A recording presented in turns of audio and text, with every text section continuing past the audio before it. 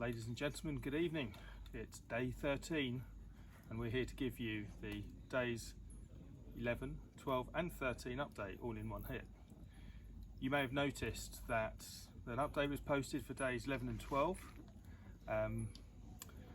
and things were a little bit wet. We were in the middle of the record and I knocked off the record button.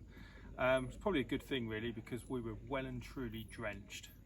But first, before we talk about that, a little bit about day 11 when we went to the Onguma Lodge and campsite, which was about 150 kilometres from here.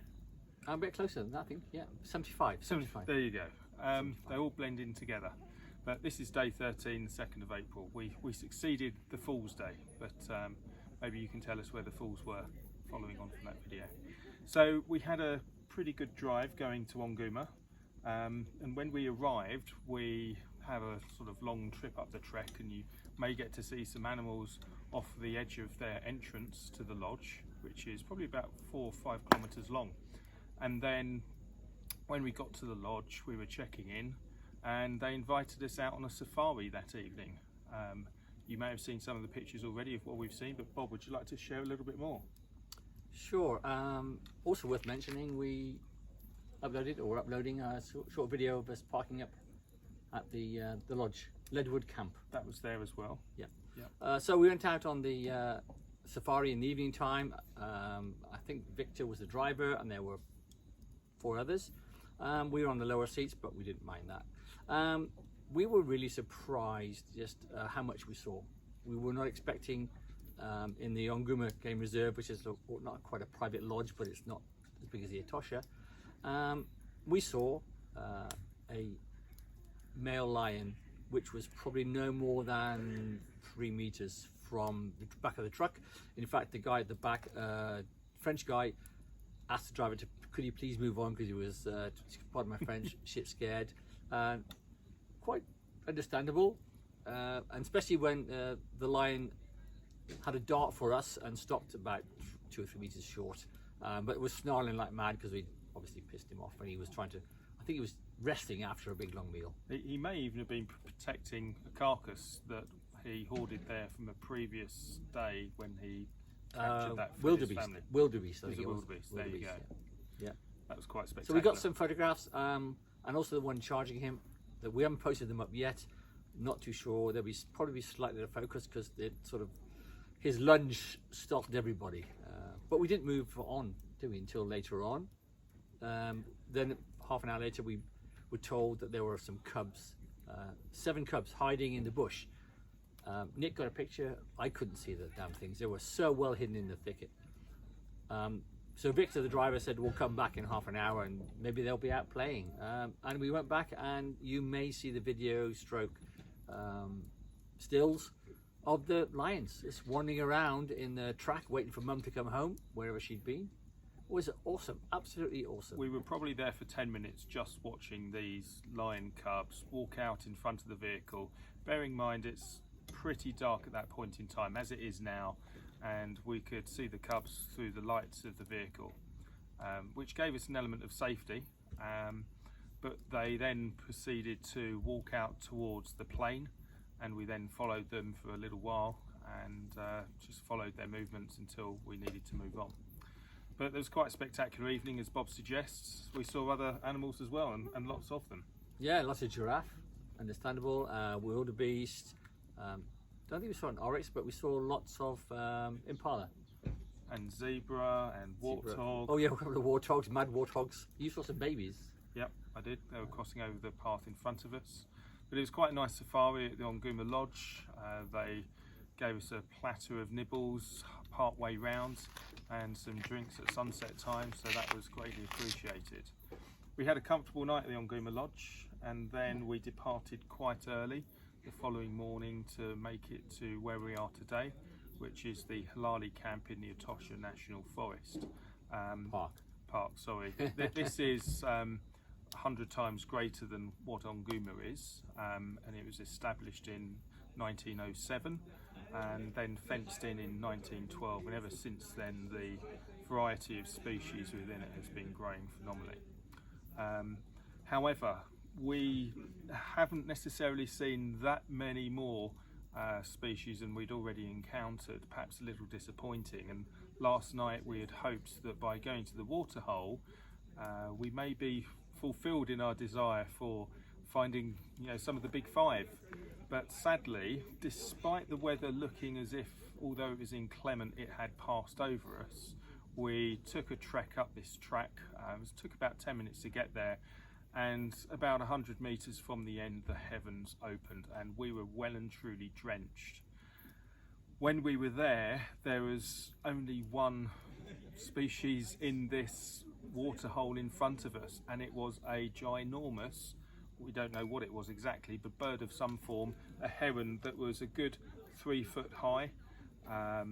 Maybe it was a stork or heron, stork, pelican, something pelican. like that. It's difficult to see because of the distance, and it was chucking down with rain. But it had grey feathers on the back, white feathers on the front. It had a red hood and a big yellow beak, and literally it was probably 3 feet tall. If anyone's got any clues what that could be, please let us know, because we've been asking around and not been successful. Anyway, we stuck it out, didn't we, in our wet clothing for 4 hours. And what did we see? Mosquitoes, moths, and birds eating all the mosquitoes and the moths. Yeah, it was disappointing. About 9 o'clock we thought enough is enough, let's turn our cameras to the sky. But equally we were struggling to do astrophotography because of the sheer amount of light pollution that was around, and not so ideal conditions for it really. But because we are persistent at finding these creatures, we thought, well, why don't we just go to bed early? For once we won't go to the bar, we will have an early night and then get up early so that we could go back the following morning for sunrise. And that's what we did. We saw a lot more this morning. Up at 5:30. Yeah. We were at the watering hole by 6. And we saw how much? No animals, no birds, just insects. And a single mouse that was eating the crumbs of crisps and biscuits that we probably left there the night before. So that was disappointing. I think we left about 7:15, 7:30 this morning, and then came to make some breakfast. So it was a challenging time at the waterhole. When Bob came here previously, he saw an enormous variety of the big five. I think that's at the start of this particular day's blog, is an introduction, preamble. Exactly. But really, I think it boils down to the weather, and because it's been so wet generally in Namibia up until this point, there's so much water around, it's so green everywhere, the water isn't required by the animals to the same degree, hence they don't need to go to that watering hole. And that perhaps was reflected today because we chose to take a drive around the national park, and we found none of the big five that we still continue to look out for. We probably did about 50 kilometres driving around. I'd say we did, yes. In some of the more dense bush through to some of the open plains, and there wasn't a single rhino or elephant, giraffe in sight, despite passing other vehicles that said, yes, there's rhino about 3 kilometres long, or there's giraffe just 800 metres up the track. We didn't even see their trails, we didn't see their left behinds. So the quest continues tomorrow. So what did we do after our drive today? We came back and we had a chat with the manager of this facility, the campsite that is Halali.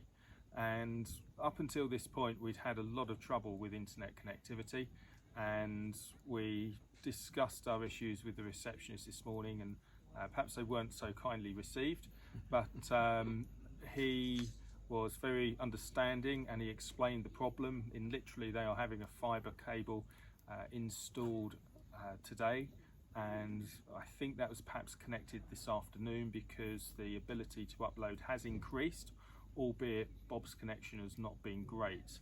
The manager, Johannes, or Peachy as I think the others call him, actually logged in on our devices with his username and password, which should have bypassed any of the issues we had with the $200 Namibian token that we purchased, which is £10. So it's not a great amount of money, but when this is the first time we've actually bought internet access and it doesn't work, it's somewhat disappointing. Hence, I think it's worth mentioning that from what Peachy said, that as far as he was aware, a whole bunch of fibre optic cable that had been laid out to connect somewhere near here or somewhere up country had actually been stolen. So they couldn't get the connection because they hadn't got any cable anymore. So they had to order new cable. So Who'd want to steal fibre optic cable, really? in Namibia, It's very low value. Perhaps they thought it was copper and didn't realise the weight of it was so insignificant. Anyhow, we've had a lovely evening meal, at least I thought it was lovely. Bob hasn't said yet. It was like boiling a bag. Tin foil special, using up sausages and mushrooms. We had pepper. an old banger sausage thing you cooked up Rice. 2 days ago. Chucked it all in a bag and steamed it in the fire for 30 minutes with some sweet potatoes, which went down very well. Washed back with some Vinduk, and now this new bottle of brandy, which is a little bit harsh. Nonetheless, we will power our way through it. So that's our brief update for these last 3 days. It's good to see some comments from folks. Yeah, great. Please Thank you. do comment on the YouTube videos, and if you also wish to, on the WordPress site, the website, the unsupervised.co.uk, then those comments are now active, but you will need to log in to stop the bad guys spamming us. So that's all from us. We look forward to catching up with you in the next few days as we head down to the Avita camp tomorrow morning, another early start. Thanks folks, see you the next one. Good night. Good night.